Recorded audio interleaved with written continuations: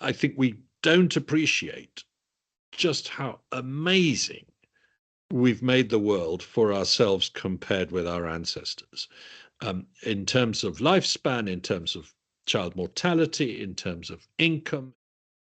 Hang on, let's pause. Let's not go and harvest viruses from all over the tropics and put them in human cells to see how dangerous they are, for a start.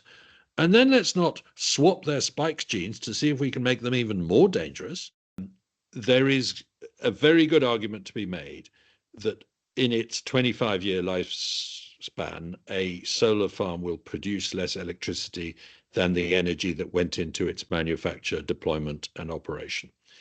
Even if it were true, our current energy policies are hitting poor people harder than rich people. We are denying funding to African countries that want to build gas grids because we say you must do without emissions. Lord Matt Ridley, 5th Viscount Ridley, thank you so much for taking some of your morning to chat with me. It's most appreciated. Professor Halsey, it's an honour and a pleasure to do so. So I understand from now we can call each other Matt and Lewis. Yes, very much. We're gonna talk today about, I've entitled it "Dealing with World Crises," because it strikes me that you opine and indeed write books on a number of issues that we could class as crises. And I don't know, crises seem to come by the dozen these days. And I'm not sure whether that's because there's more of them, because we're more aware of them than we used to be because of social media and better news or more news, because we exaggerate more than we used to, or because we expect more than we used to of the world. And so we get more concerned when there are big issues that arise. But nonetheless, there are a number of so-called crises, including, well, cost of living crisis. There was the COVID and lockdown crisis, or maybe it was a lockdown crisis. We have birth rates crisis. We had the global financial crisis, which was some time ago now, but arguably still resonates, and so forth. Global climate change crisis. So I'm hoping we can do a hop, skip, and a jump through a number of those, maybe AI as well, as you mentioned earlier before we started recording. Just before that, would you mind, I know you'll have done this so many times before, but would you give us a brief insight into what it's like to be a Viscount? Well, not very different from being anyone else is the short answer. I inherited a title that my great-great-grandfather earned by being Home Secretary in 1900. So it's not an ancient feudal thing at all. It's a series of political ancestors who were MPs, and one of them got made a lord by Queen Victoria. I live in Northumberland, just outside Newcastle, and my family were successful traders in and then operators of coal mines in the 18th century onwards,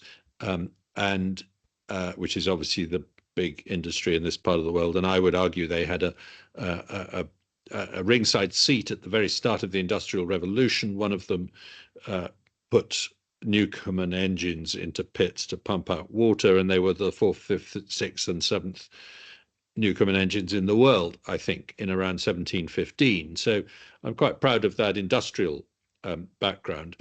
But when you inherit a title, my dad died in 2012, and so I became a lord then. It does have this one peculiar feature, only for another few weeks probably, which is that it makes you eligible to stand for a vacancy in one of 90 seats in the House of Lords. Most people in the House of Lords are appointed, but a small minority, ever since 1999, about 90 out of about 800, so about 11% of the Lords consist of hereditary peers chosen by the hereditary peers who are in the Lords already. So when somebody dies, they say, apply for the vacancy and we'll decide which of you we like. The year after my father died, I applied for a vacancy, really just as a dry run to see whether or not it would be something I would be interested in doing. and to my surprise, I won. There were 27 candidates, 48 electors, because it's by party, and I became a Conservative Party peer in the House of Lords. I did that for nearly 9 years, and I then decided that I didn't want to spend as much time in London, and therefore I retired. And I hold the record for the youngest person ever to retire from the House of Lords by about 9 years.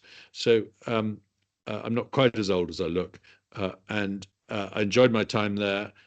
I particularly enjoyed being on several select committees where you get to question experts about topics and produce reports. We produced what I thought was quite a good report on artificial intelligence, but it came out the year before ChatGPT, and it doesn't mention large language models. So you can argue that we didn't do as good a job as we thought. But anyway, it was a remarkable experience to be part of a legislature, albeit in a very, very humble and not very influential way for a number of years. The British Constitution is a strange thing. We were there because of a quirk. Not very legitimate, obviously, but then in a sense, nobody's legitimate in the House of Lords because, as I once said to a Labour peer who criticised me for giving an opinion on a subject when I was a hereditary, I said, well, I'm here because Queen Victoria put my ancestor here on the advice of Lord Salisbury. He's here because Queen Elizabeth put him here on the advice of Tony Blair. It's not that different. It's not a very good argument, but it was one that it was fun to deploy at the time. Well, indeed, indeed. And you have no plans to make a comeback then, while you still potentially can. Well, funny enough, one of the things that happens to you when you join the House of Lords is that you lose the right to vote in general elections. I've obviously regained that right. And of course, I could stand for the Commons. I'm not going to. I'm far too old, and nobody'd vote for me anyway. But no, I have no plans to try and get back into Parliament. So, moving on to the topic of the day is like dealing with world crises. Just going back in history a little way. One crisis, which was a big one, which perhaps still resonates today, as we touched on at the top of this piece, is the Great Financial Crash. I think it's most commonly called the Great Financial Crash, 2007/2008, depending on what bit crashed when. And I know that you had a ringside seat with regards to that.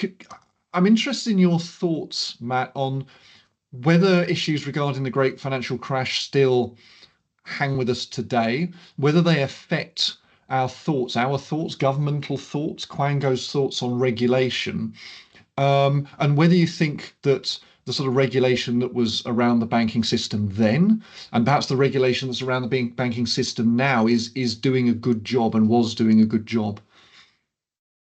Yes, and it's a painful memory. I was chairman of the board of the Northern Rock Bank, which was one of pretty well the first one in the UK to collapse as a result of the credit crunch, as it was initially called. And although there was a determined effort to find wrongdoing, neither I nor any other member of the board was found to have done anything actually wrong in a legal sense. So I just want to get that out there in case people misunderstand. But I nonetheless am extremely conscious of having been in a position where we led a bank into serious trouble with very significant pain for its shareholders, not for its borrowers and lenders, its depositors and mortgage holders. They, on the whole, were fine, mostly, obviously, but the shareholders, and that included some, a lot of institutions, but also some individuals, did lose their money. Northern Rock was nationalized, and unlike the nationalizations that came a year later, the shareholders were not compensated.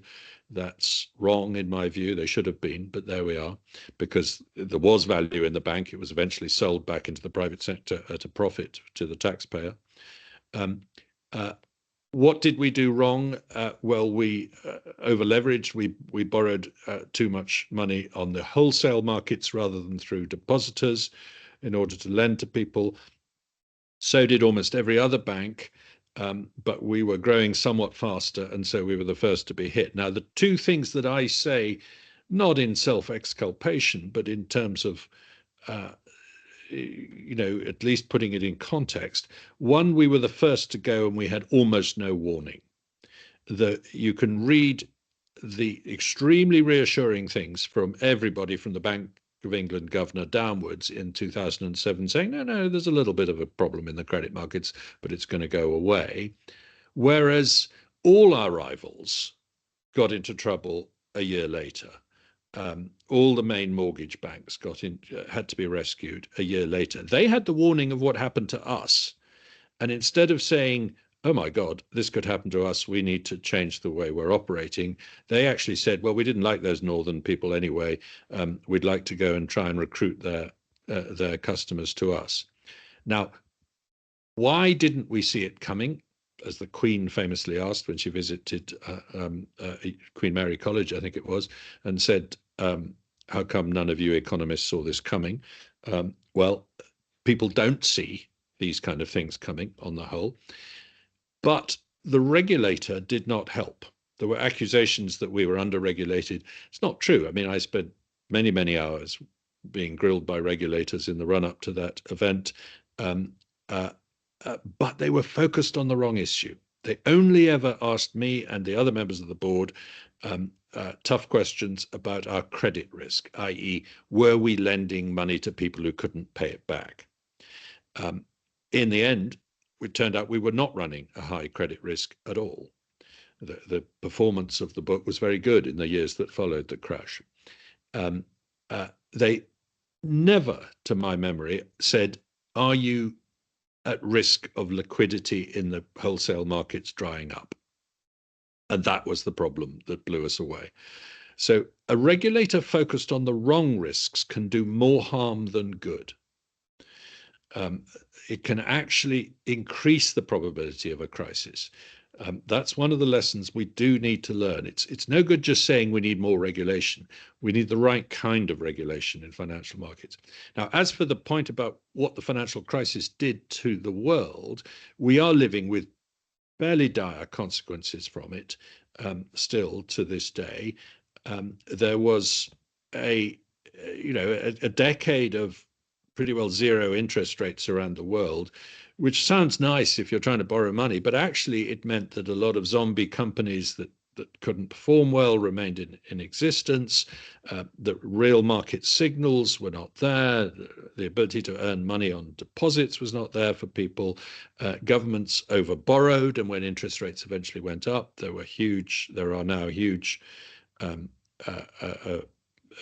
government debts to be dealt with. So it was a problem. It began in America with extremely low loan-to-value lending in very inappropriate ways. That infected the whole system. There's much more to say, but financial crashes can be survived by the world. Yes, they can cause terrible problems, but on the whole, going back to the South Sea bubble and earlier, they don't derail the progress of innovation and discovery, which results in rising living standards for the world. So yes, the financial crises are things we need to worry about. And I think we are on the brink of another crisis. Japan is struggling to service its government debt. Now, America will experience that at some point. It keeps defying gravity in terms of what it borrows. I think the US government now owes something like $30 trillion. The UK government owes something like £3 trillion, or over 100% of GDP. That can't end well. That's how the Dutch Republic collapsed in the 1700s. That's how the Spanish crown collapsed in the 1600s. That's how civilizations do get into trouble. So yes, it's a problem, but there are winners and losers when that happens. Remember, the world is not in debt. It can't be. When we haven't borrowed money from Mars. We've borrowed money from each other. The creditors are either nations that are lending money, like Norway or China, or individuals that are lending money to governments. A big theme there, I think, is issues of regulation and how we're regulated. I suspect that you are arguing that you would argue that regulation was somewhat misplaced with the banks, and regulation is somewhat misplaced now in terms of allowing economies to open up, to thrive, to develop, and to sort of grow out of the debt that they're in.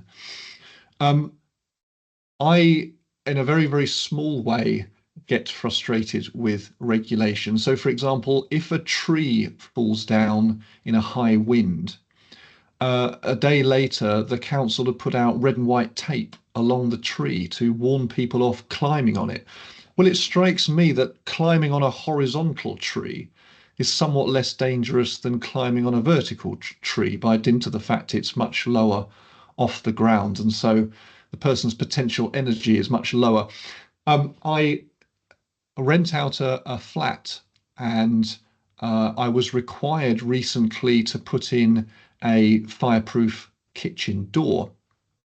Now, I don't need one in my own private accommodation. Apparently, it's okay if I have a chip pan fire, but a tenant should be saved from their chip pan fire, and I'm all for people being saved from fires. However, it costs a lot of money to put in the door, because by the time you've actually got the fancy door and got the person in to put in the fancy door, because it's a bit beyond me, and then you've got to have the special heat resistant seal that expands and the this, the that, and the other, that's quite expensive. Now, on top of that, it's very frustrating to have a kitchen door that you can't open easily because it's got a weighted closing mechanism on it. In fact, it's exactly the opposite of a kind of kitchen door you'd get in a restaurant that swings both ways, but to make it easy.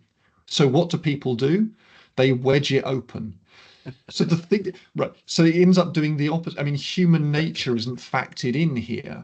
And the other point on top of, even if someone doesn't wedge the door open because somehow magically they, unlike almost everybody else, they decide it is a good idea, or they will accept having their door annoyingly shut behind them every time they go in and out of their kitchen, even if they are prepared to keep the mechanism going on the kitchen door, it seems far more likely to me that they will burn themselves. For example, they've made some soup, put it on a tray.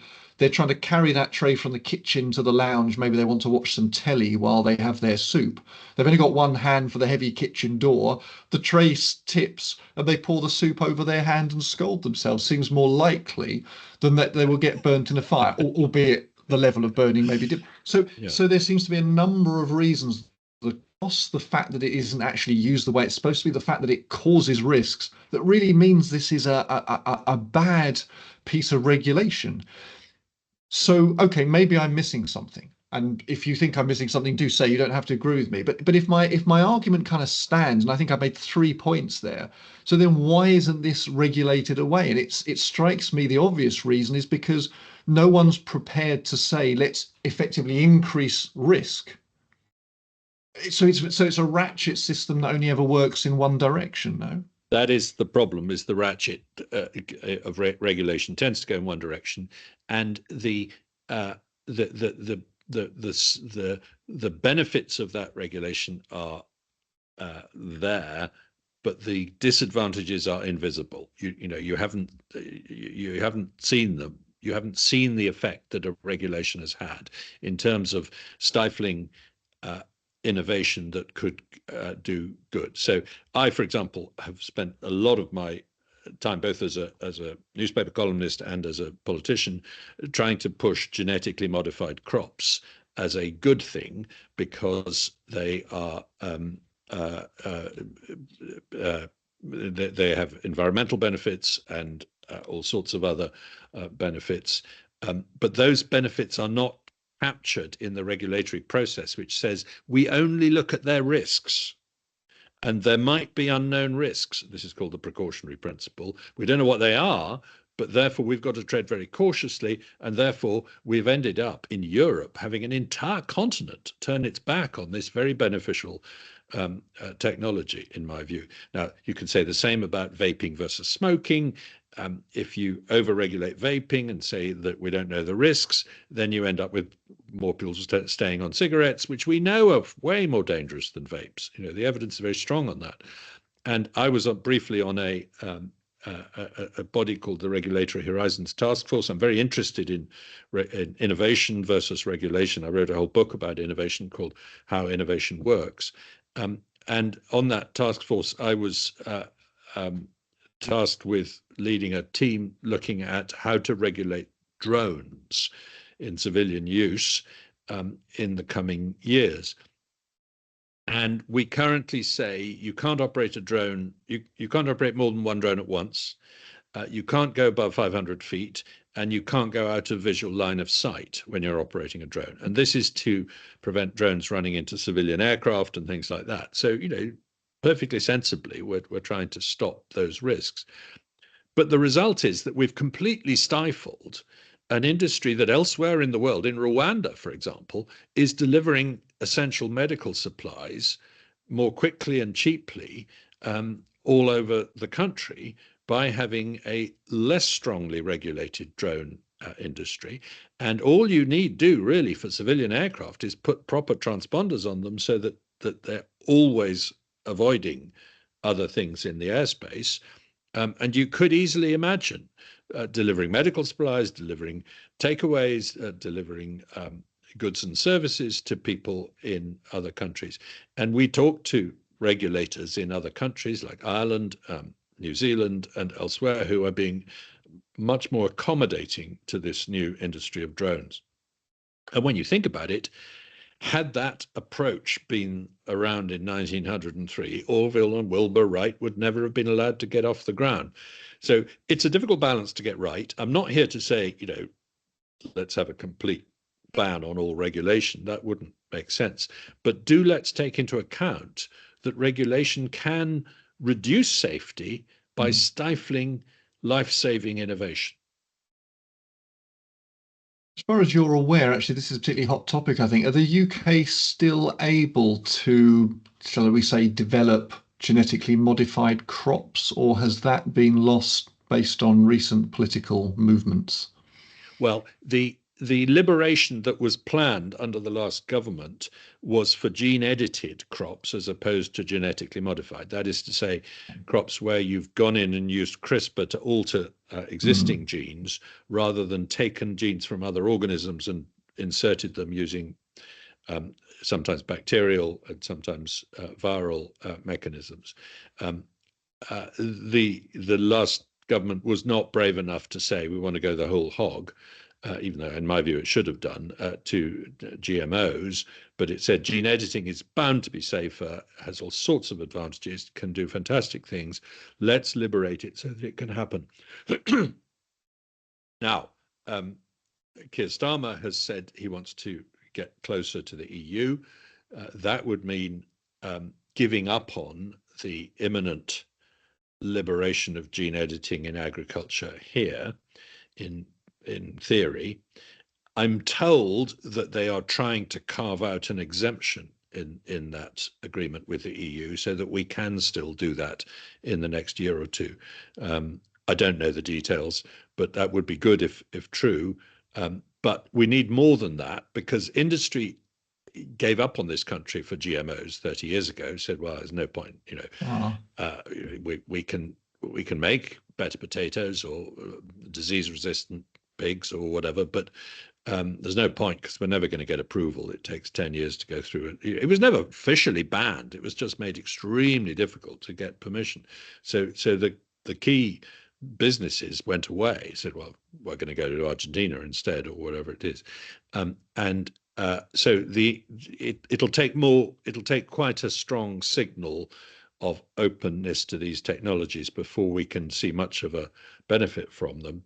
But it will come, I think. If you were, now what did Boris Johnson call himself? World King, was it? He wanted to be World King, I think. If you were not World King, still but does, UK, doesn't he? Still, actually, yes, that's a good point. If you were big step down from that, if you were UK King, what would be the sort of broad brush policies that you would like to see for the UK to get us or start getting us out of this malaise, the financial malaise we're in, the difficulties we're in? I think there's somewhat, because I don't want to be too political here, but I think there's somewhat of a consensus within the country, actually among the populace, and indeed I think a lot among the political classes, that things aren't working as well as they should be, as they could be, as perhaps in some cases they once were, although it's easy to look back through rose-tinted spectacles. How do we snap ourselves out of it? Because it seems to have been an awfully long time now that Britain has been stuttering. Absolutely. We have a lot going for us.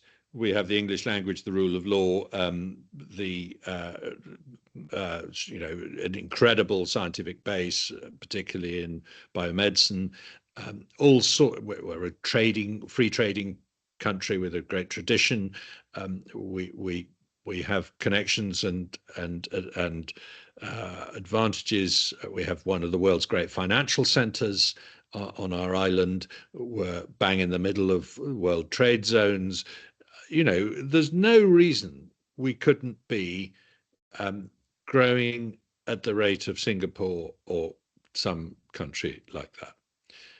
We're not doing so because the arteries are being furred up of our economy with plaques caused by bad policy, in my view. And this is, I'm trying not to be political here. I think it's getting worse under the current government, but I think it got worse under the last government. Too much taxation, too much regulation, too much general interference, too much winner picking in technologies, very high energy costs. We have the highest electricity prices in the world for both domestic and industrial unit users. When I say in the world, of the 28 OECD countries, that is true. Of course, there's bound to be an island nation somewhere with slightly higher electricity prices. Now, that's quite a recent phenomenon. And in my view, it's almost entirely caused by our dash for net zero and particularly to try and do it through renewables rather than through nuclear, with the help of gas and things like that. I think we could have had just as big a reduction in emissions with much cheaper energy prices. Energy is vital to an economy. If you make energy cheap, all sorts of things happen. But the general point is unleash innovation and this country will thrive. Make it easier for people to start businesses, discover new things, apply them, get quick decisions out of government, get much easier planning regulations about building a new factory or a new road or anything, liberate the economy without a preconception about what you want the economy to do. It will go out and discover what the real opportunities are. We were a pioneer of AI. We are a pioneer of biomedicine, unparalleled almost in the world. I mean, our reputation in both those growing sectors is including AI. Very much so. An awful lot of Geoffrey Hinton, who I was listening to earlier this week, is the godfather of these language models. He's a Brit. He's worked in America much of his life, but he was a Brit originally, and he did his original work. The key paper behind all this, 1986, from basically Edinburgh University and others involved. But more recently, Demis Hassabis's DeepMind was the ultimate pioneering AI company of the last decade, bought by Google. Fine, and they've kept it in King's Cross. Good. And there's extraordinary things going on at Silicon Roundabout in Shoreditch or wherever it is, London. I don't know, somewhere down there.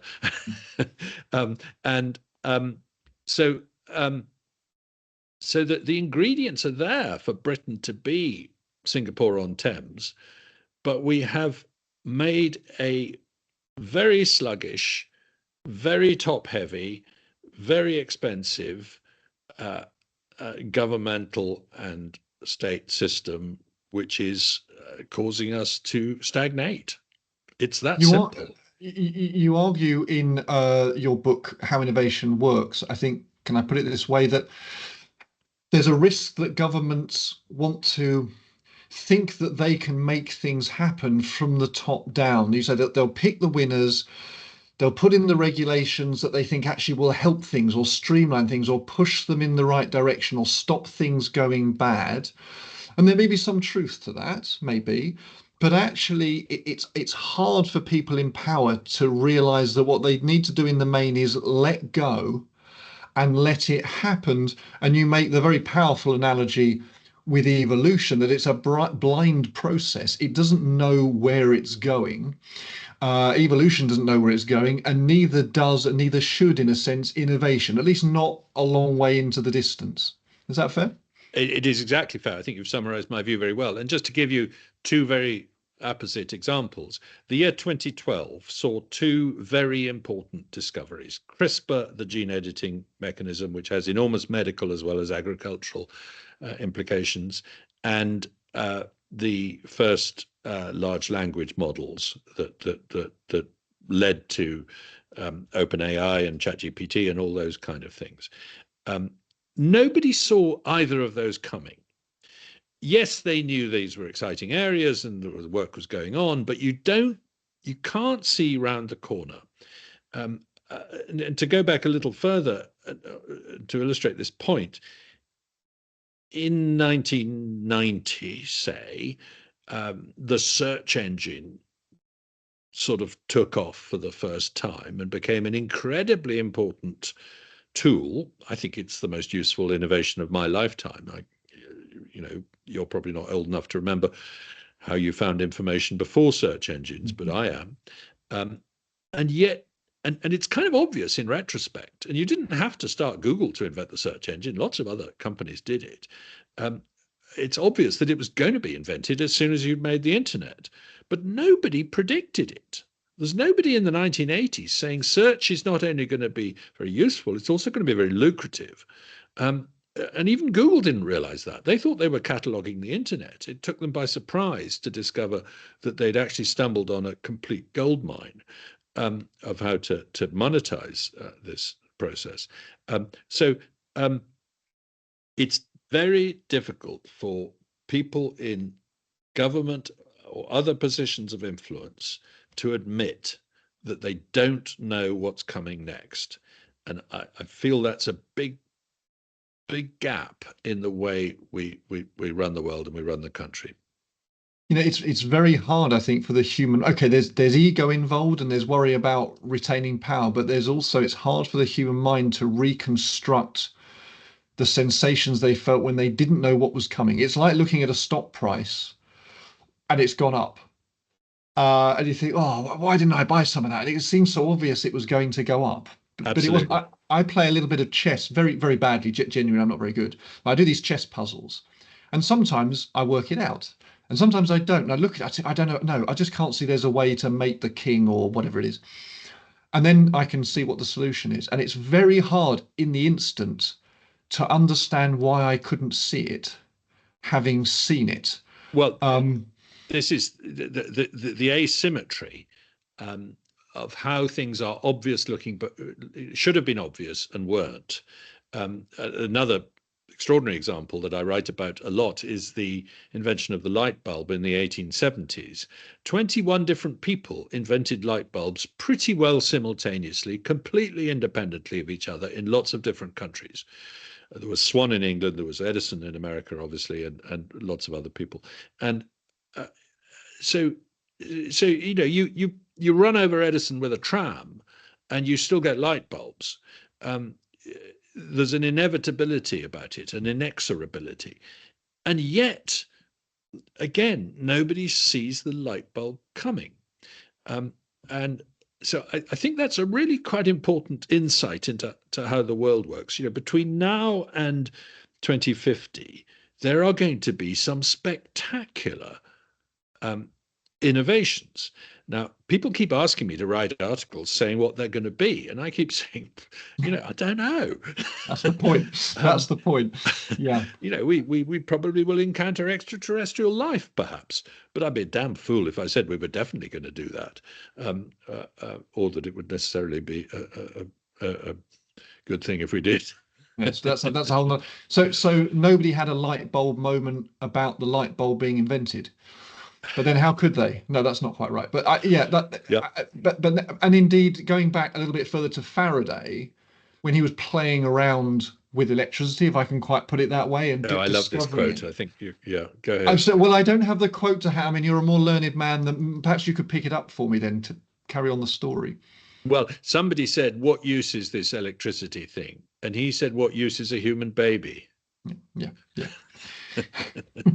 And this is a nice segue for the next crisis, actually. But so and yet now we couldn't conceive life without electricity, even though we pay an awful lot for it in the UK. Actually, just as an aside, before I try and make that slightly odd segue, I notice a concerning trend in UK universities, and I think it's in universities in other parts of the world as well. I believe it's the case in Australia, having spoken to a colleague recently about this.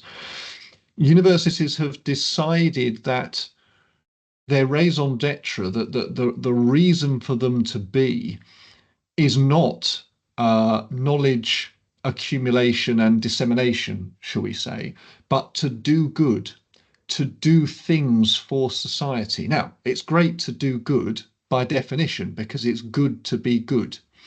And so, who can argue with the idea of doing good things? Because it's good, right? So, if you're not doing good, then, well, at least you're not good. You might not be bad. But what comes from that is then that research must be applied. There must be a direct reason for your research. What is the reason? What are you going to do with it? And therefore, there must a faculty, a school, a department, or whatever level you're working at a university must have an applied objective. And I'm at risk sometimes at my university of saying, look, I like doing good, and actually, I'm very pleased if my research can have an applied angle to it. But I'm sorry, I'm not here for the direct betterment of society by helping to design better healthcare kit. I'm here because I'm interested to understand how accelerometers can describe movement of the body. Now that might help us understand someone who's getting an injury, or someone who's old, or someone who's struggling with the heat. But you see, and I worry that we're losing the understanding, which was very hard fought for, actually, that it is good for some people in society to just be exploring for the sake of exploration's sake. And actually, in doing that, that's often where the big leaps forward come from.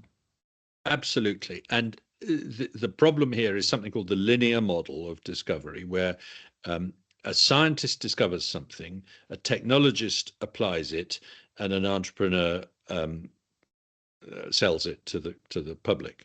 And it goes from one to the other to the other. And we think that's, on the whole, that that is assumed to be the way things work. That's the way universities see their role. We discover, you apply, etc. But actually, if you look at the history of all sorts of technologies, it often goes the other way or goes both ways. So, for example, the science of thermodynamics came from the steam engine, not vice versa. A lot of chemistry came from the dye industry, not vice versa.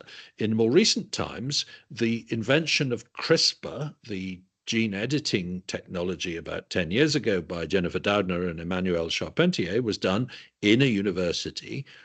But where did they get the idea from? From a yogurt company, which had discovered these bacterial immune systems and realized that the specificity that was involved in recognizing viral genomes within that invade a bacterial cell could be repurposed to editing the genes of animals. So the linear model is wrong, and everybody who's ever looked at this has always said the linear model is wrong. Now, I think some people think when I say this, I'm saying therefore you don't need universities. Um, Actually, no, I'm saying this liberates universities to be the fruit, not the seed. That Mm. actually, just as we don't expect, we if we develop a new technology, there's a lot of the technologies we've recently had a lot of experience with, the internet, etc., owe very little to universities. But universities have then taken them and improved them and applied them and done great things with them. So to see, university science a bit more like the way we see art, as taking the fruits of invention and exploring it in an open-minded, open-ended way, is, I think, what you were just implying. Yeah, that's a very powerful insight. Actually, it's not quite the way I'd thought about it. And I think that's very, very interesting.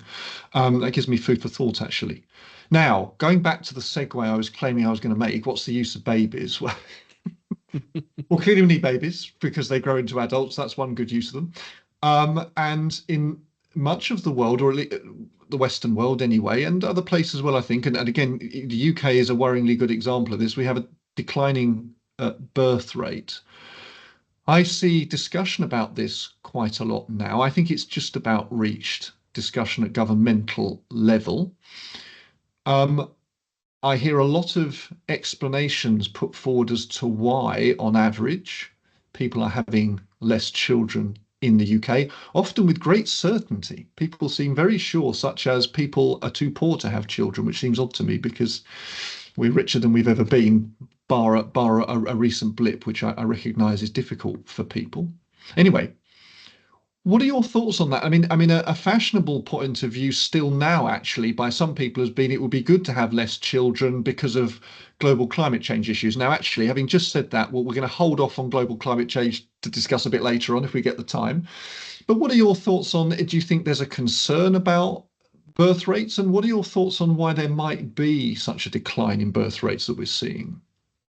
It is an extraordinary phenomenon, the declining global birth rate, because, again, nobody saw it coming.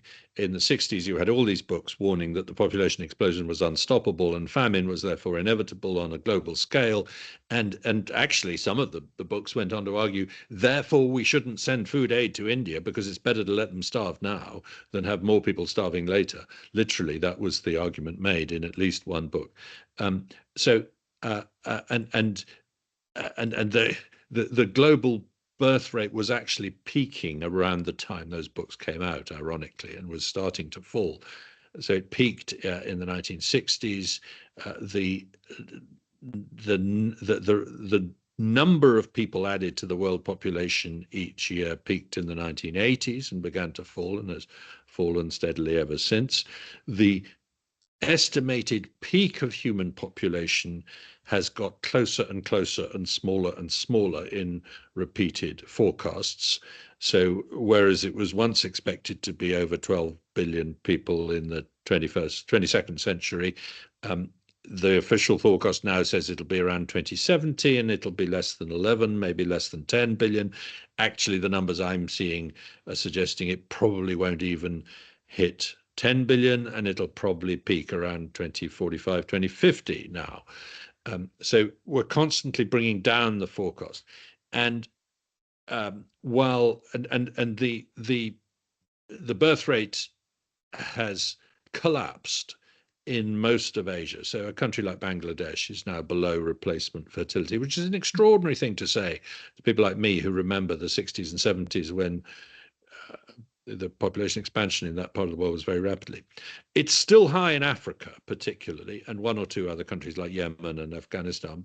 But in most of Africa, it's very high, the birth rate, but it's coming down fast.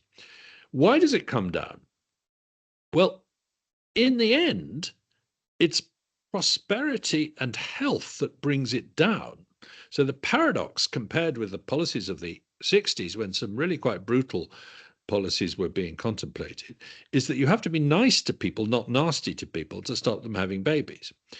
And the way this works is that when you think half your kids are going to die, you have as many kids as possible.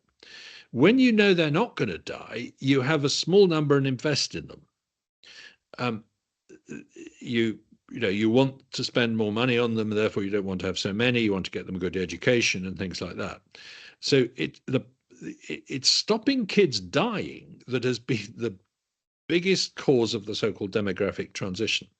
Now, as you say, in Western and indeed particularly in places like Korea countries, it's gone way beyond that, and people are now having hardly any children. And the birth rate in South Korea, I think, is down to about sort of 1.2 per woman, and well, you need 2.3 to just sustain the population. Population is falling in some of these countries and is going to fall much faster in the future. Um, uh, in China, it's now beginning. You can see a peak in population quite soon. That's therefore the new crisis, that we're not having enough babies. Now, I personally don't feel the absolute numbers are anything to worry about. In other words, if we go down from 9 billion to 7 people on planet Earth, there are some definite ecological advantages from that. That we don't need so much land to grow the food, and we can have more land for nature reserves and golf courses or whatever it is that we want to do with the land. But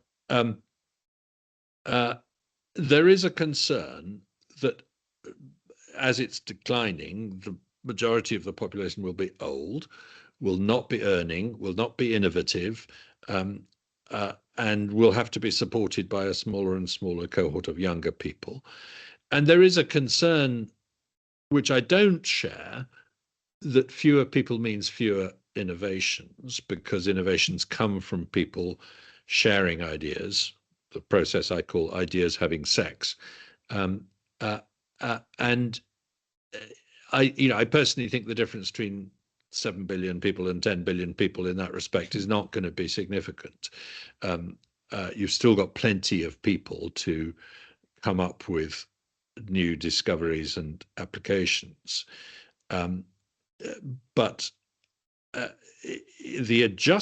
economic adjustment to a world in which, in Europe in particular, a small number of people of working age are going to have to support the pensions of a large number of elderly, and the healthcare costs of a large number of elderly people, is a real problem. I wouldn't call it a crisis. I would call it a challenge. There's one little aspect of it that I'm more worried about than most people, and it goes back to a book that Eric Kaufmann wrote called The Religious Shall Inherit the Earth. And it is that if you look at every religion, the fundamentalists are having more babies than the moderates. Whether you're talking about Mormons and Catholics and Protestants or Muslims or Jews or any of these, even Hindus, this is true. And on the whole, I don't like extremism in religion or anything else, and I worry that if 100 years ago, when everybody's trying to have as many children as possible, you wouldn't notice that some people were religiously motivated. Today, it's going to mean that there probably are more fundamentalists and extremists being brought up. I won't say born, because I don't know how heritable this is, in the world to come. And that slightly implies that the sort of passionate conflicts we're seeing today are going to get worse. Gosh, that's an interesting point. I hadn't thought of that. We'll see how that plays out. It could be that actually. So if we look at Ireland, I think 2 or 3 generations ago, most Irish, at least, would have claimed to have been Republic of Ireland would have claimed to have been pretty strongly Catholic, and now they don't. Yeah. Very few people came out to see the Pope last time he visited, for example. So, I mean, of course, you wouldn't assume that the trend in direction. There is a concern there from what you say, but yes, there's also a possibility that actually more areas of the world, or more religions, or however you want to put it, have a reckoning and scale back their adherence to whatever religious cause they're associated with. These are things that are very hard to predict, but it's an interesting one I hadn't thought of. My concern is, a very, very heavy skew in the demographic towards pensioners. But I'm also interested. So I think this is the other point. Well, so first of all, I'd be interested whether you think we can innovate our way out. I mean, can we grow an economy in potentially fast enough to deal with the fact that a large proportion of the population are at pensionable age? That's one thing. The other thing is, it surprises me as a biologist. I mean, I hold my hands up.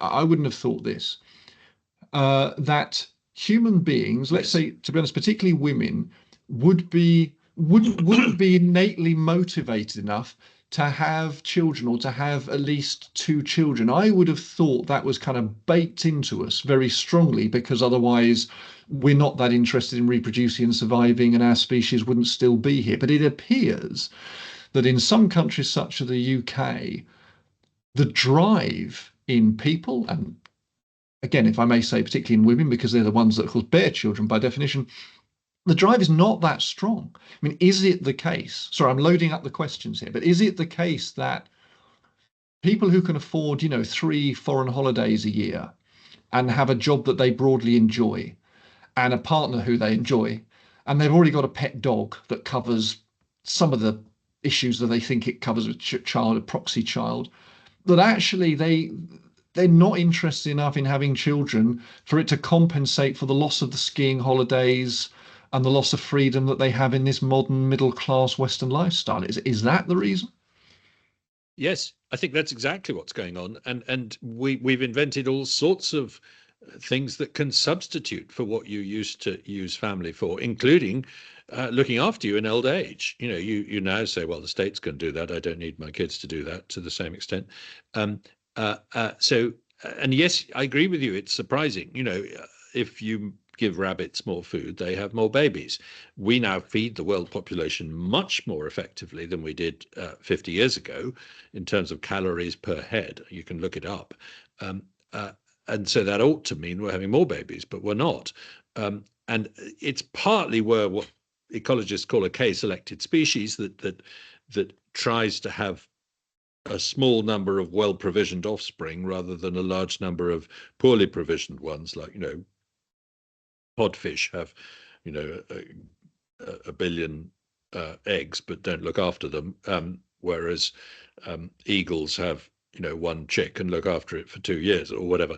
Um, so we're at that end of that spectrum, and yes, people are correctly reading the signals from society that says it's not really worth having a child unless you can afford to do this, this, and this, and that includes decent education, plenty of money to buy them toys or whatever, and etc. So, we do respond to incentives. That's no great surprise, and the incentives are nudging people away. Plus, there is propaganda saying you are irresponsible if you have children. A lot of it's coming from the climate issue, but from other ones too. And people are susceptible to being persuaded against their better instincts or against their genetic instincts, at least, to do things. Um, I'm going to, sorry, cut in there, but I have another hypothesis. I have an yes, go alternate for it. hypothesis to this, right? Which is not overly novel, but I haven't quite heard it put this way. And I might get told off for saying it this way. I don't mean it patronizingly about any group in society. I think people don't do the maths in the sense that, so life goes by pretty quickly, at least once you get to sort of 2025. And I think people are told, you're young, focus on your career, you've got lots of time ahead. And of course, this affects women more than it does men because, again, they bear the child and they also will experience menopause probably in their 40s. So there's a limit, right? There's a limit. So this is tough. So I think for some women, I think it's possible for them to get to 35 and think, I'm still young and I've got time and I'm enjoying my career, or I'd like to get to the next level and people tell me that I should do that because that's what you do to be successful and be a modern woman, and that's fine. But actually, let's say they're single and they think, right, I'd like a partner now, and actually I'd like to have a family maybe before too long, get pregnant just after I've got my promotion or whatever it is to make all these things work. So they start looking for someone on some dating app and it misfires a few times. And maybe they date someone for 6 months and then they break up and then they date somebody else. And after a year, they decide, well, you add up a few years, you got to 39. Then they find that it's not happening. They're not having the child. A lot of people are struggling going through IVF. They've got to 41, they scrape home with one child, okay, or none, but maybe one. They've run out of time to have the second child. And basically they've literally run out of time. Yeah, I think that's Now, exactly right. And of course, IVF has, in a sense, made it worse by allowing people to think that they can postpone for longer, because you could, because when you get to 40, you might need IVF, but at least you've got that option of IVF. And that brings up another point, which I'm very intrigued by, which is if you go back and look at the invention of IVF by Bob Edwards and others in the 70s, there's huge disapproval from within science, from within religion, from within society. How dare you do this? This is playing God. This is disgraceful. And it's going to lead to eugenics. Everyone's going to now want to have Nobel Prize winners' babies or sports stars' babies. No, it didn't. It solved the infertility problem. So we were wrong to be apocalyptic about that, just as we're wrong to be apocalyptic about other things today. But it did have an unforeseen consequence in that, in giving making infertility a more soluble problem, it allowed couples to postpone the decision to have children. And yeah, delayed childbirth is a big part of this declining birth rate, both because generations are getting longer, but also because people then have time to have fewer children. I want to just, before we get too far on your questions, I just want to throw in a couple of points that, in case we don't get to them. And one of them is to say, I think I've sounded more pessimistic in this conversation than I am. I am still a techno-optimist of the most spectacular kind, in the sense that I think we don't appreciate just how amazing we've made the world for ourselves compared with our ancestors, in terms of lifespan, in terms of child mortality, in terms of income, in terms of all the things that we can do. The statistic that I like to quote is that when I was born, roughly 60% of the world lived in extreme poverty. That's about $2 a day in today's money. Today, that number's something like 8%. Nobody has ever lived through a transformation as amazing as that. And, just think for a second about the incredible fact of mobile telephony or satellite navigation, or Ozempic, or sort of almost anything that's happening to us. We just expect these amazing innovations to come tumbling into our lives. And yes, they have drawbacks. And yes, there's too much regulation to get them going as fast as it could. But still, it's going to be jolly hard to stop someone somewhere in the world inventing really wonderful stuff in the next few decades. And then the other thing I just wanted to say, Lewis, was, if you don't mind, is I've come across as someone who's against regulation. But the topic that brought you and I together initially is the origin of COVID. And I think investigating that has left me absolutely certain, which I wasn't before, that there is a really concerning dearth of regulation in virology, that there are virology experiments going on all over the world that have taken safety way too cheaply, worrying about bioethics, but not worrying about biosafety, for example. And that even if this wasn't how this pandemic started, it could have been. And yet nobody is out there saying, hang on, let's pause, let's not go and harvest viruses from all over the tropics and put them in human cells to see how dangerous they are, for a start. And then let's not swap their spikes genes to see if we can make them even more dangerous. And then let's not infect humanized mice with them. And then let's not do it at biosafety level 2, which is little more than gloves and a mask, where the researcher is almost bound to get infected. Um, what on earth are we doing these experiments? 5 or 6 years ago, I was someone who said, come on, biotechnology is over-regulated. We need to relax and let people do it. But I then found, as it were, a corner of biotechnology that was behaving extraordinarily irresponsibly because there was money there. It was coming from mainly the defense industry. It all started really with the anthrax outbreaks that followed 9/11, etc. So there are areas where I'm arguing for more regulation, and there are areas where I'm hugely optimistic about innovation. So to be clear, it wasn't the case that you were arguing there's too much regulation and you wanted less. It's that you didn't realize in one area there was so little regulation. That in some Exactly areas right. were too regulated, but this crucial area was too little regulated. And it is extraordinary given we live in a highly regulated world, at least in the West, as we talked about earlier. And yet here there's a large pocket of um, the Wild West Well, that's the very of phrase virology. used, actually, Wild Right, West, right. by Jeremy Farrar in one of his emails when Anthony Oh, Fauci asks him, or I don't know, it was Francis Collins asked him, why were they doing these experiments at biosafety level 2? And um, Jeremy Farrar of the Wellcome Trust replies, Wild West, blimey. literally. So, Um, so a real admission there. I mean, okay. So you have naturally segued us into one of the last two things I want. Well, maybe we'll get AI as well, but certainly talk a little bit more about COVID. I read a recent article. It wasn't an empirical piece, but a sort of an opinion piece in Nature just last week. Um, let me check. I have a few notes on this. So what did it say? Because it touches on. Oh yes, of course it was. Yes, making the claim, I think, broadly speaking, that the most likely source of the virus was raccoon dogs. What say you? Yeah, well, I looked into this in enormous detail with Alina Chan, who's a brilliant molecular biologist from MIT and Harvard. Um, I started out thinking, yes, it's bound to be a market outbreak that led to this. We're not clever enough to be making these things in labs, etc., etc. And then the Chinese head of the Chinese CDC, George Gao, came out and said in May 2020 it did not start in that market, and we haven't found any infected animals in that market.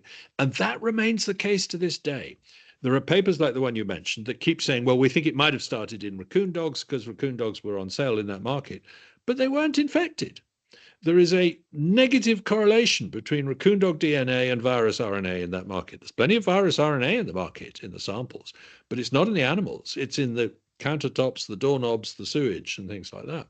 So it's people that appear to have brought that virus to the market. That's what the consensus of the Chinese authorities, who've got every incentive to say the opposite, are saying. And in every other case of a zoonotic infection spreading from an animal to a human being for the first time, Nipah, Hendra, Marburg, Ebola, SARS, the first SARS, etc., um, we we say the minimum evidence you must produce is an infected animal. And we have never found one in the case of SARS-CoV-2. Not one. We've infected animals since, but we know they caught it from human beings. Um, uh, there were some animals for sale in Wuhan, in one of those markets. Not many compared with Shanghai and Guangzhou, where they sell far more animals in those kinds of markets. There are 40,000 such markets in China. But this turned up in the only city that was doing experiments on SARS-like beta coronaviruses and that had in its freezer of the lab the closest relative of SARS-CoV-2 at the time of the outbreak, which they had brought from 1,000 miles away. Now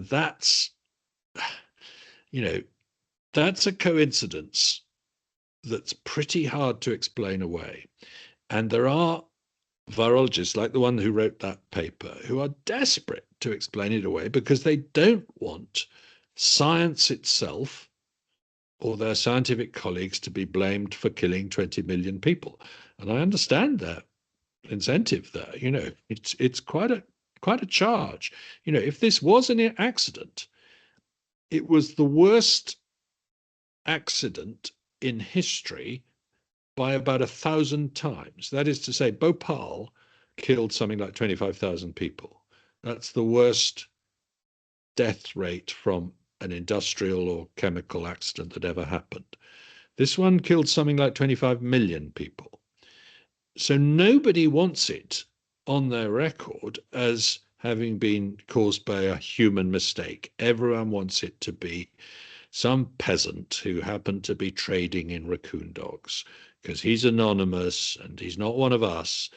And to back to the point we were discussing just a minute ago, um, uh, I'm a libertarian who thinks there's too much regulation in the world, but some of the things I've heard virologists say in the last 2 years, how dare you tell us what to do in our labs? We know what's safe and what's not.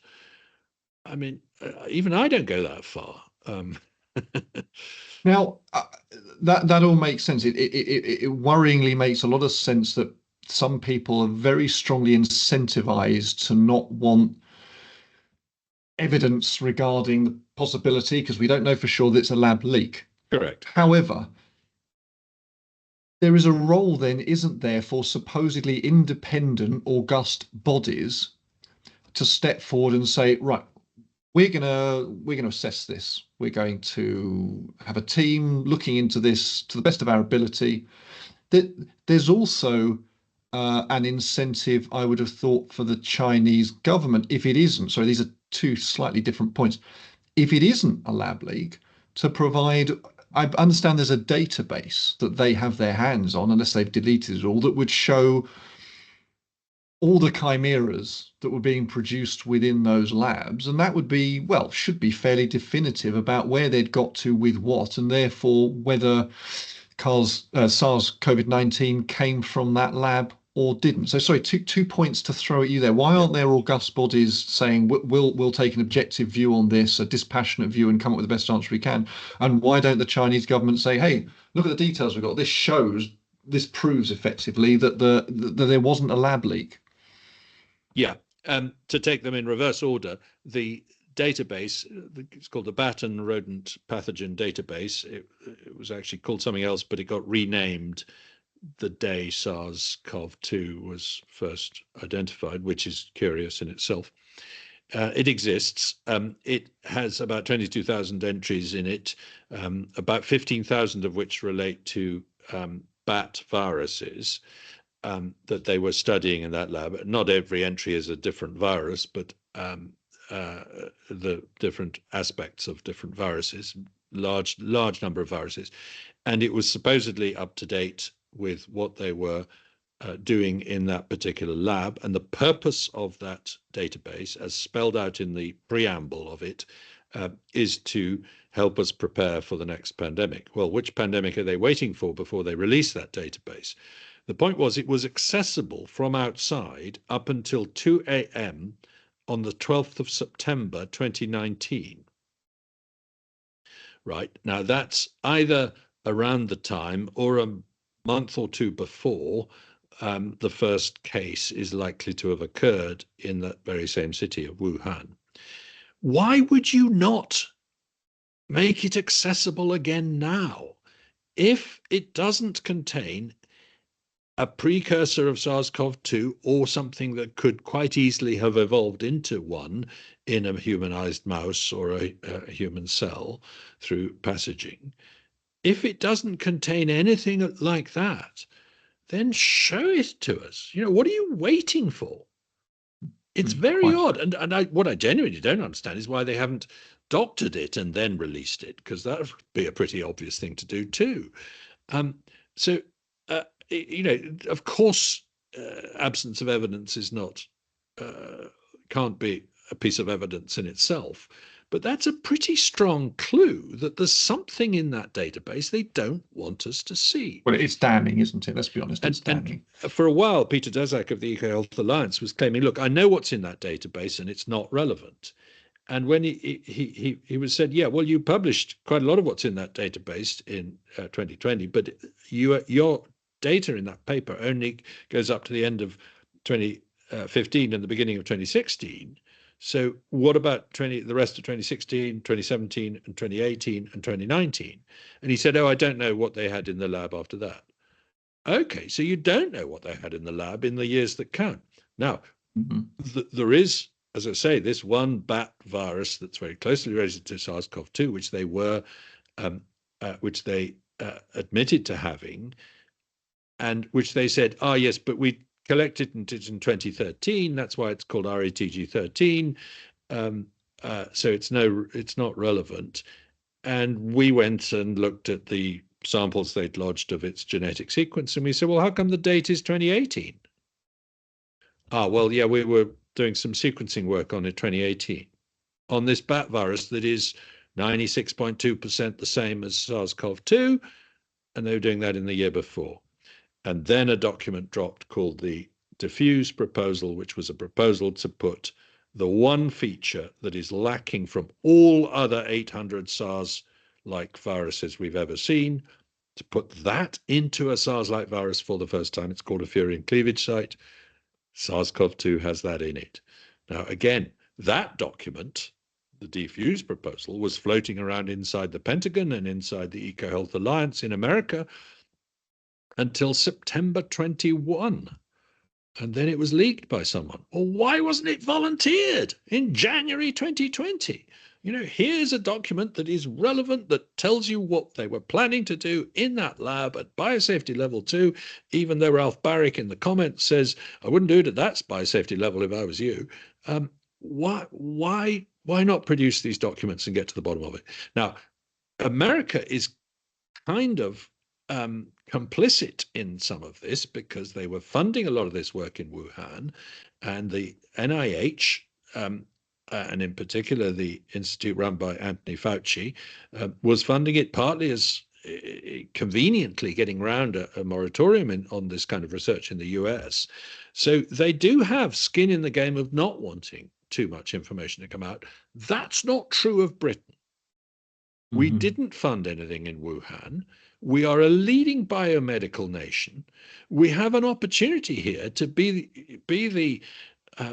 the good guys who step forward and say, look, we will do exactly what you said, Lewis. We will dig deeply into this and come up with as good an estimation as we can of whether this could have been how this pandemic started.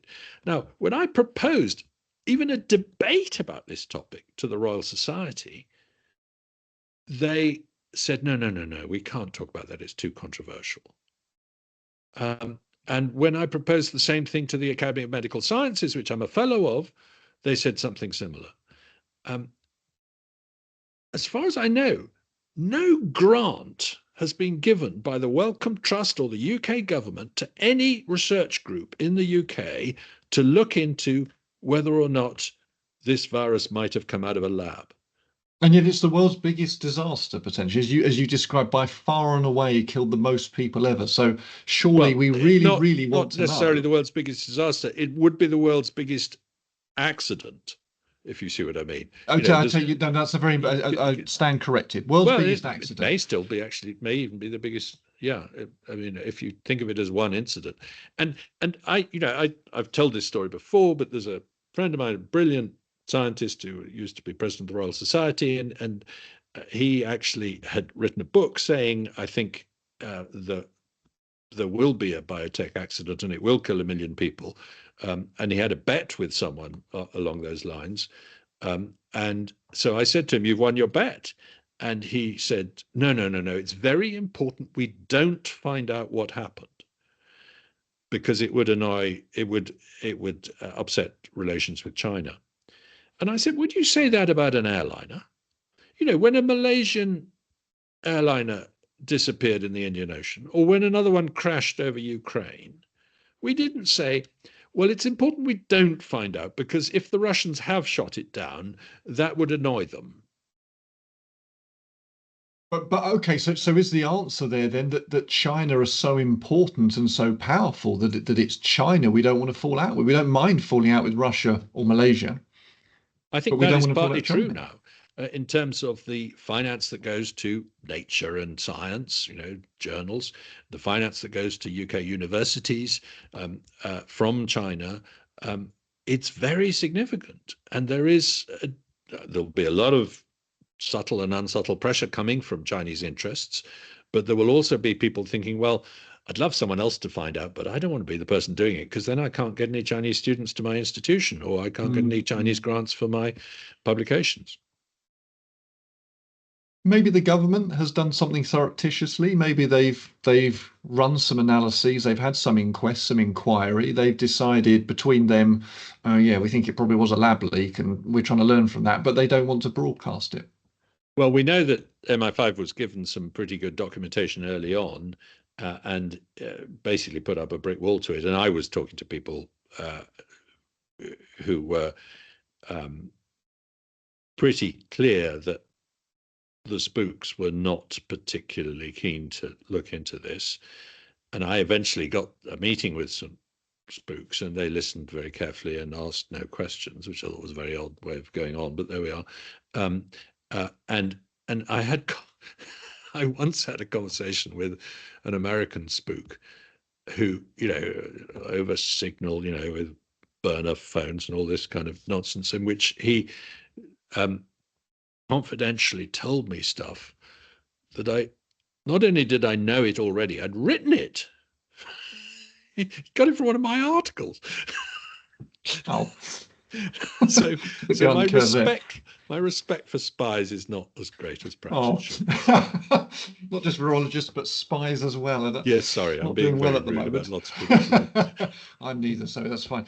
Um, right. Well, of course, you and I in one small, I joined you in one small aspect of your multifaceted communications about this, I'm very, and we very didn't have a grateful to lot you of for it. Yeah. success.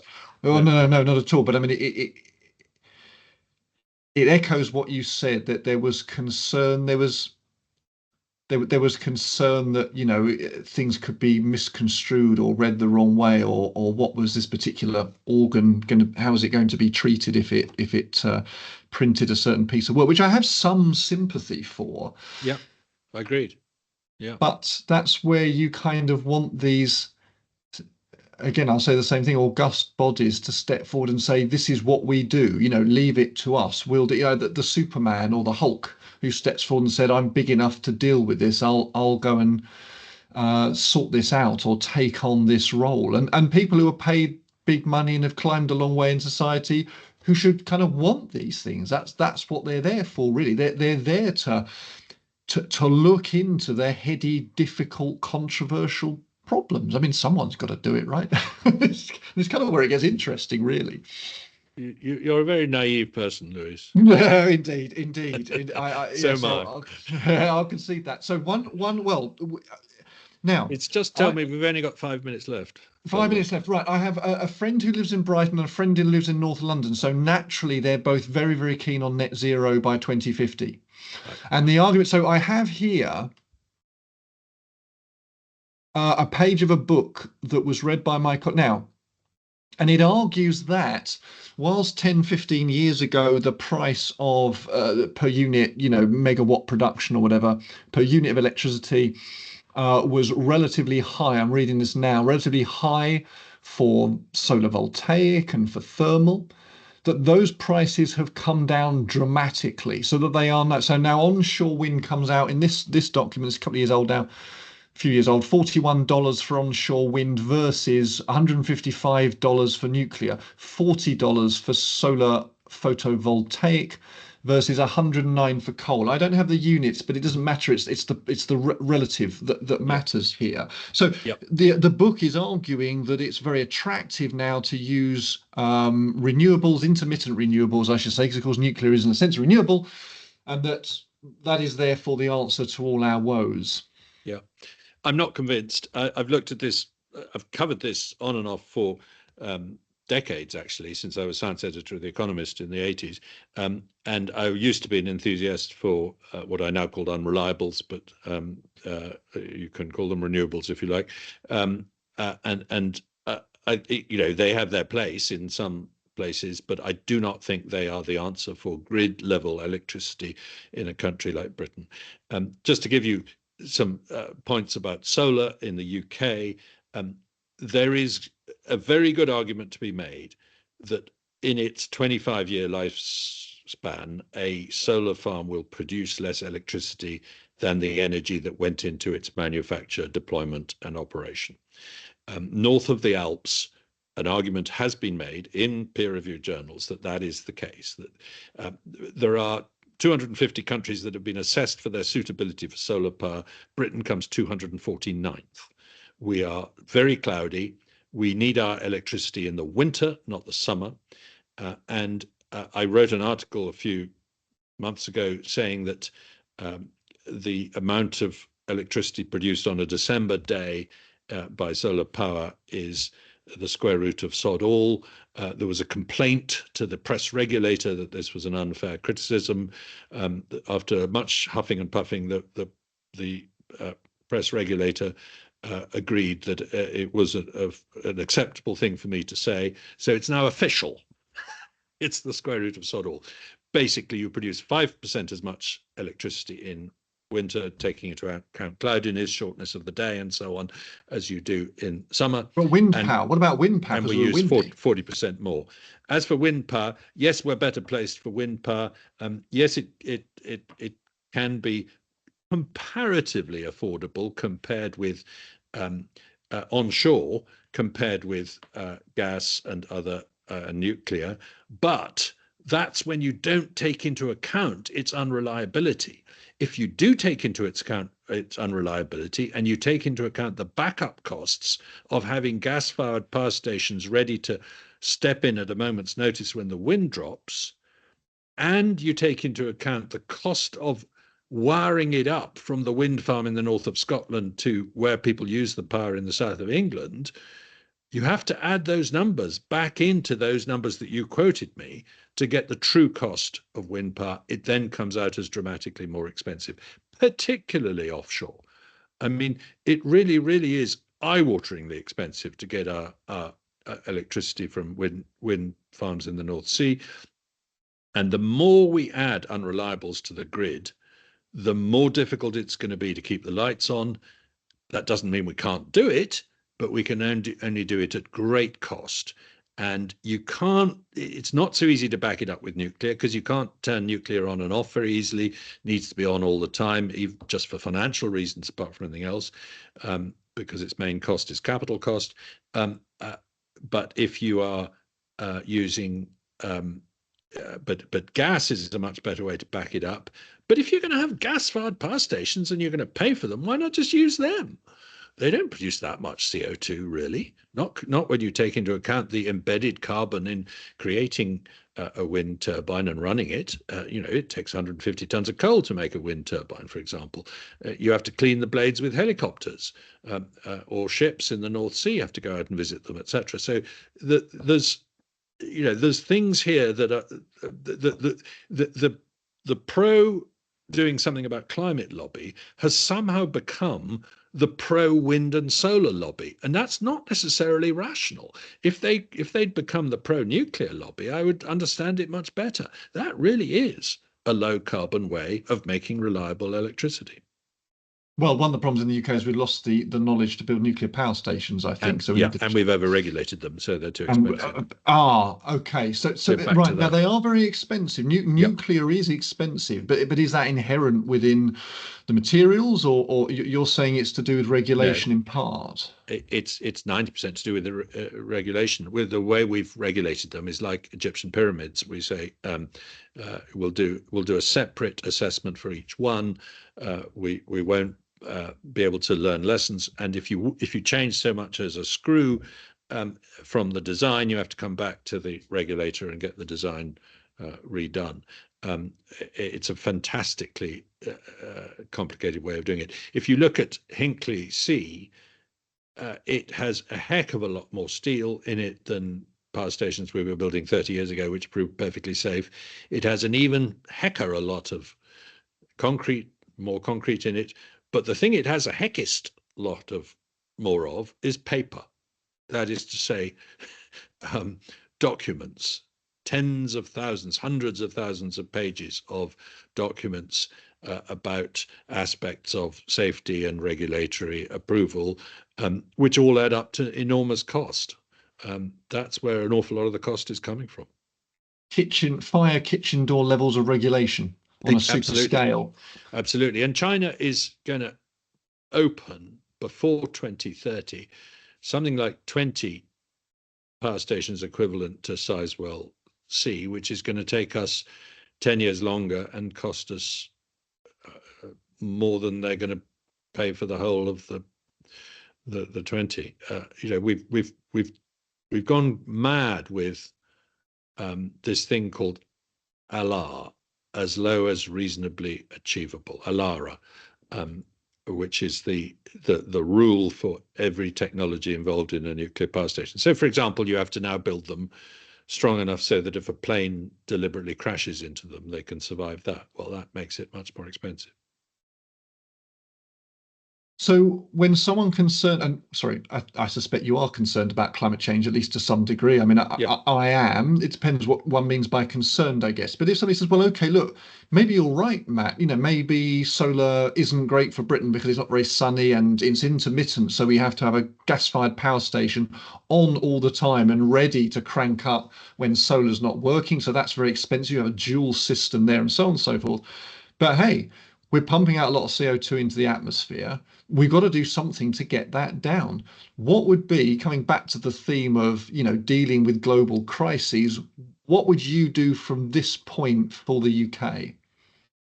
Well, the UK is 0.8% of global emissions. So what we do has a very little significance either way for the climate of the globe. But if we do it well, others will follow. That would be the argument. If we do it well, other countries will follow. There's very little evidence of that, but yes, perhaps some will. But China is increasing its carbon dioxide emissions. It's building new coal-fired power stations at the rate of knots.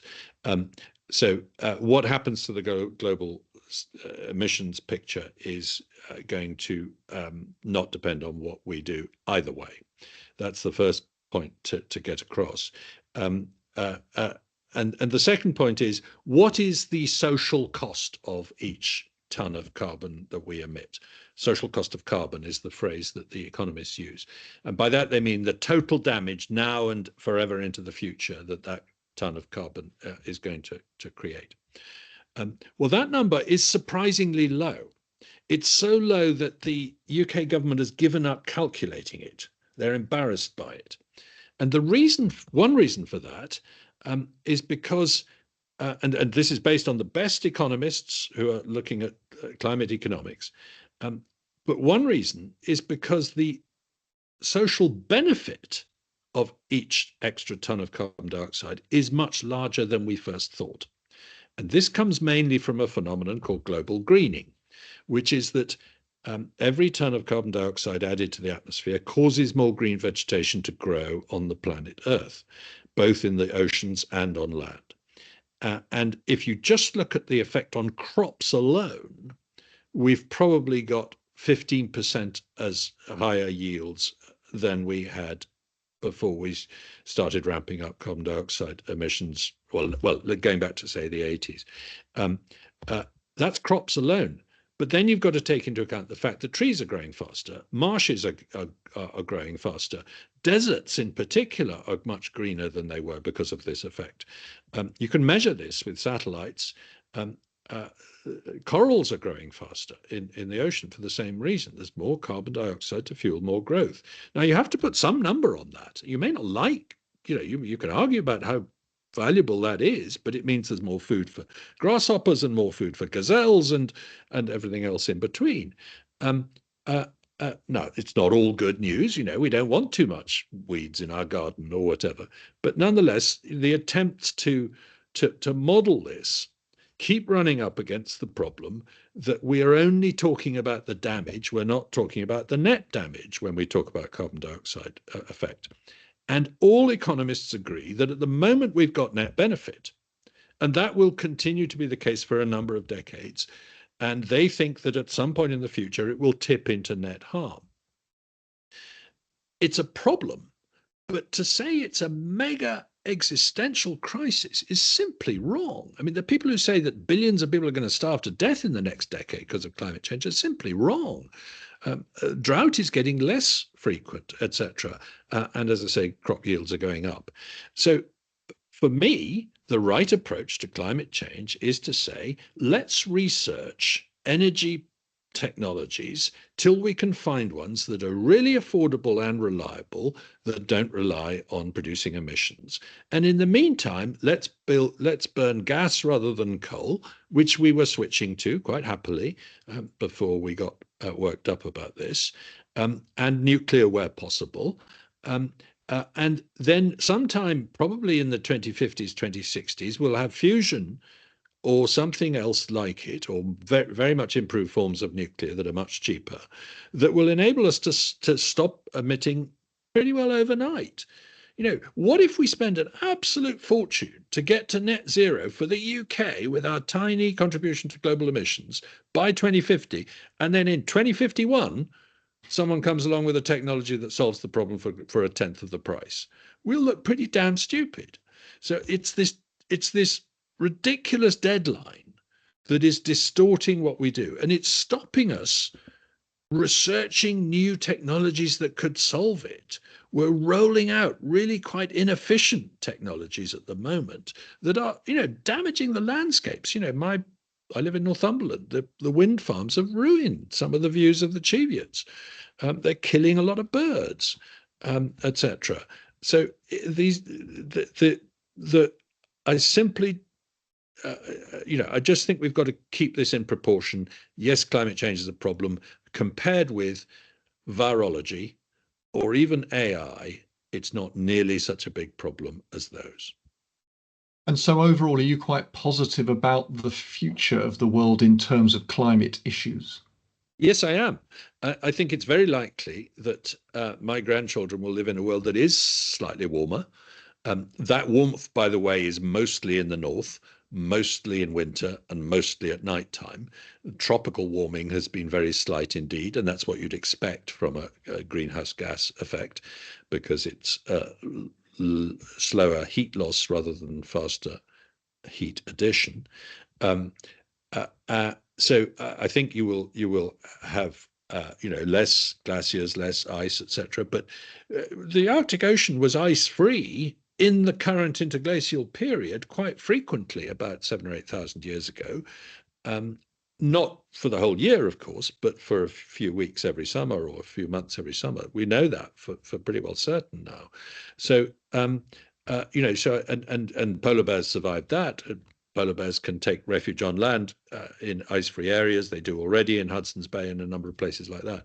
So there's all sorts of reasons to think that a gentle warming of a couple of degrees during this century will not be the overwhelming catastrophe that a lot of I have to just push back say. on one point on this, just because I'm thinking about what feel friends free. and people would say.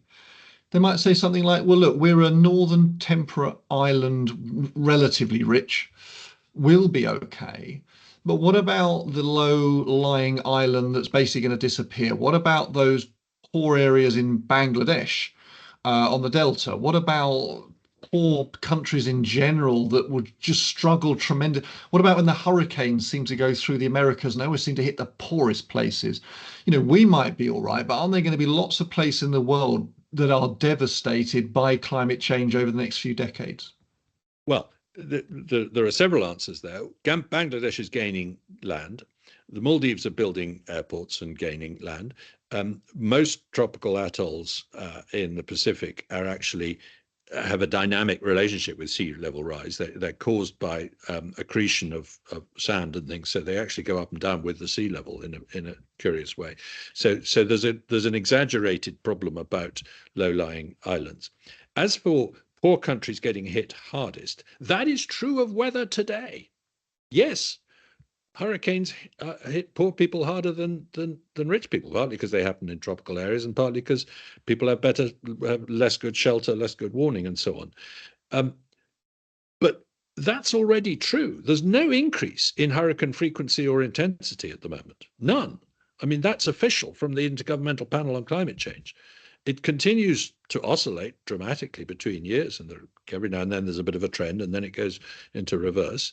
The number of people killed by droughts, floods, and storms is about 98% less than it was per capita in the 1920s. That's not because weather got safer.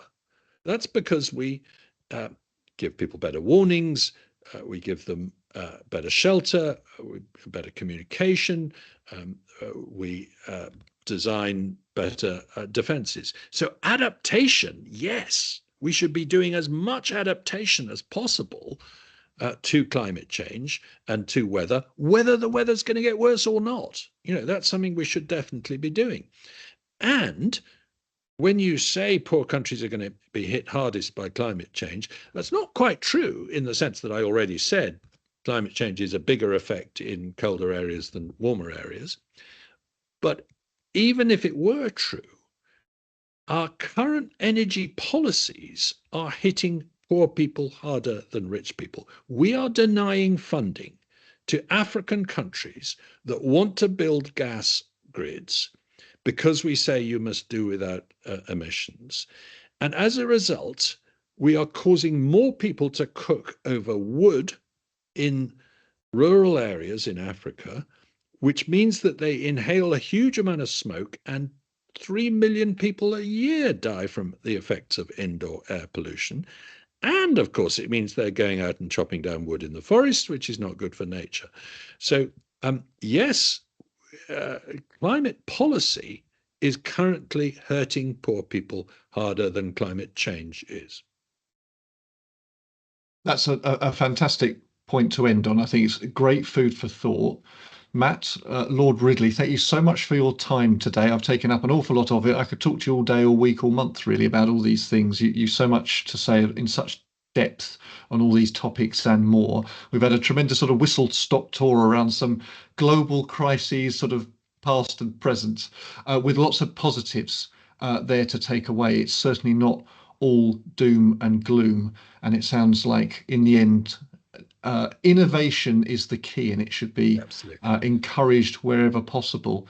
Well, thank you very much again for your time. Thank you. And we didn't get to my new book, which is called Bird, Sex and Beauty, but that's all right. I don't mind, But oh anyway, no, well, I mean, yeah, that is unfortunate. Well, maybe it's about none of these things. It's about the evolution of colourful birds, and I hope an entertaining read. So if anybody wants light relief from these terrible global problems, there's an opportunity. The least I can do is put a link to it below the video, which I shall do. Maybe it's an opportunity for me to hook in a concise chat with you at some point about that. I think you clocked, actually, I do some research into sexual selection in terms of human height. It's not quite as exciting, I suppose, as bird plumage, but there are some connections there. And actually, today I got accepted in a journal, a colleague of mine as well. In fact, he's the bigger input than me on it. We're making connections between, as countries progress in terms of their industrial development, we see the sexes diverging, not only in terms of morphometric measures such as height, really, but also physiological measures, and on top of that, psychological and behavioral measures. So we're calling it the Great Divergence, and we're bringing together social aspects and sexual selection aspects, all underpinned by environmental stresses that can be social environmental stresses, natural environmental stresses, and those two go in hand, because we make the argument that societies that are under less environmental stresses tend over time to reduce some of the societal stresses they place on people. So less clan-based societies, less requirement to follow a stated norm, more opportunity to push back against the status quo and innovate. It's a short article. Well, once it comes out as a proof, I will be bold enough to send it through to you. It's a short read, and we have a rather nice partly AI generated figure, which I'm rather pleased with in I that. would So love that to may read pique your that. interest. I would very much like to read that. Sounds terribly interesting. I mean, there's a paradoxical fact which I'm very intrigued by, which is that more women go into STEM subjects in Muslim countries than Western countries. Why? Because they do what their fathers tell them to more often. And so when you liberate women, they tend to avoid STEM. So not entirely, obviously. And Not entirely. Yes, I'm that's getting right. into. No, that's right. That's My absolutely right. You get things going in both directions. So in some ways, you are getting more women moving into certain areas as restraints on them have come away, Yes, and that happened somewhat in the past, but it depends on the country. yes, But in the same way, you're getting the reverse direction where some women are stepping away from certain roles and some men from certain roles when they're not so longer obligated to do it, either because of society or financial yes, constraints. yes, exactly. So there are And some fantastic counterintuitions there. and my wife is a physicist, so I'm not against STEM women by any means. Well, that's a very good point to finish it on there. Matt, thank you very much again for today, and I do hope we stay in touch. Thank you very much, Lewis. I've really enjoyed it, and I've talked far too long, but you were too good at pressing my buttons.